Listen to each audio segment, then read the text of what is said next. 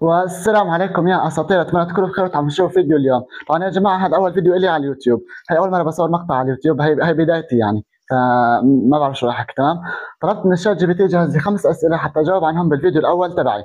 فكتب لي انه لازم اول شيء اعطيك انه لازم اول شيء يعني يكون في ترحيب، بعدين تعريف بنفسي، وليش بدات القناه، وتوقع انه انتم شو راح تستفيدوا اذا تابعتوني، واشتركوا بالقناه. فراح نبدا باول شغلات من السلام عليكم، تحينا، هي تمام، الترحيب خالص. نجي على الشغله الثانيه، مين انا او تعريف بنفسي. انا اسمي شرار، سوري. مين انا؟ انا لا. شوف يا جماعه، هاي ثاني مره بصور الفيديو، ثاني مره بصور الفيديو. ما بعرف اعبر عن نفسي، ما بعرف انه اعرف عن نفسي، مو اعبر عن نفسي. ما بعرف اعبر. هلا دائما اول يعني بدي اسال زملائي اليوتيوبرز الاخرين، دائما اول فيديو هيك بيصير معكم بتعيدوا اللقطه اكثر من 5000 مره لحتى تزبط معكم. خلونا ناخذ نفس شوي. مين انا؟ انا شرار. من وين؟ من سوريا. الحب وطني. خلاص بكفي، انا شرارو من سوريا، بكفي هيك، مع الوقت بتتعرفوا علي اكثر، تابعوني مشان تعرفوني. ماني عارفان شو بدي احكي عن نفسي، ماني عارفان اعرف صراحة. يعني انا متوتر، هذا اول فيديو لي على اليوتيوب، يعني من كثر التوتر، وانا لازم ابدا، لازم بلش يعني. بكفي تسويف يعني، ما بحب انه هيك سوف حتى تجيك اللحظة المثالية. اللحظة المثالية عمرها ما راح تجي. طلبت من شات جي بي تي جهز لي 5 اسئلة عشان يكون هن للفيديو تبعي تسلسل يعني. رقم 3. تمام. ليش انا بدأت القناة؟ بدأت القناة لأنه أنا بدي أصير يوتيوبر. يعني أنا حابب إني أنشهر، حابب إني أطلع، هي هوايتي، أنا حابب أكون صانع محتوى. فلهذا السبب أنا بدأت قناتي. شو راح تستفيدوا من القناة؟ محتوى القناة يا جماعة راح يكون بناء على تصويتاتكم، يعني التصويت اللي انتم بتقترحوه والفكرة اللي انتم بتقترحوها راح تكون هي محتوى القناة. ممكن تقترحوا عليه قصص بوليسية، انتقاد، مراجعات ألعاب، مراجعات برامج، مراجعات أخبار وقصص، كشف حقائق، كثير أشياء. المحتوى اللي انتم بتقترحوه عليه راح أقدمه على هي القناة. يعني المحتوى بيعتمد على تصويتكم وعلى الجمهور اللي راح يتابع القناة. يعني هذا أول فيديو لي. تمام. ما في عندي أي مشترك بالقناة، زيرو مشترك. أنا هلا عم نزل الفيديو أنا عندي 0 مشترك بالقناة.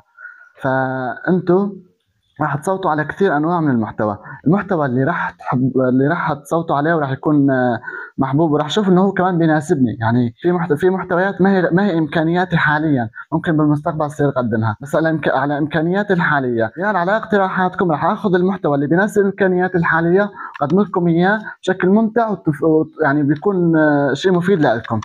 طبعا انا حتى يعني اي شيء بدكم اياه راح اقدم لكم اياه. يعني انا ممكن اروح اتعلم واجمع معلومات واجمع لكم اي شيء حابين تسمعوا عنه، واقدم لكم اياه فيديو حلو وممتع وبسيط لكم. راح يكون في محتوى شورتس ممتع كمان، ما بعرف شو راح اقدم لكم بالشورتس كمان. اذا في عندكم افكار اكتبوا لي بالتعليقات نستفيد من بعضنا. هاي بالنسبه للنقطه الرابعه اللي هي توقع الفائده. والنقطه الخامسه هي اخر نقطه بهذا الفيديو، لان هذا فيديو البدايه. اشتركوا بالقناه وكونوا معي، لانه هاي الرحله راح تمتد كثير، ما بتعرفوا يعني لاي مدى راح تمتد. انا برايي راح تمتد للما لا نهايه، يعني لحتى موت. ما بتعرفوا، بجوز هلا انتم، بجوز يعني بالمستقبل انا انشهر باذن الله. تمام. انا دائما بدعي يعني بقول انه يا رب، لانه هذا حلمي. يعني انا حابب اني اوصل، حابب اني اصير بهذا المجال، انه انا حابب اكون مثل باقي الناس. يعني ما حدا احسن من حدا، لا مو ما حدا احسن من حدا. انا حابب اتميز، انا في عندي طاقه. صح هلا يمكن متوتر شوي، ماني عارفان شو اقدم، بس انا عندي محتوى، عندي افكار، عندي طاقه يعني تميزني عن كثير ناس. فهذيك الناس بلشت، انا ليش ما ابلش؟ فان شاء الله راح تكون قناه جدا ممتعه لكم. اشتركوا بالقناه وكونوا معي من بدايه الرحله. طبعا هذا الفيديو راح يكون بالمستقبل. يعني انا هيك عملت مع باقي اليوتيوبرز، انه في يوتيوبرز مشاهير، انا لما شفتهم مشهورين هيك وناجحين وموصلين لملايين المشتركين، راح شفت فيديوهاتهم القديمه، اول فيديو نزلوه على قناتهم. فيمكن كان بالمستقبل انا انجح واصير، راح يجي احد متابعيني الجدد، انه كده القدام راح يكونوا بيعرفوني، راح يجي احد متابعيني الجدد.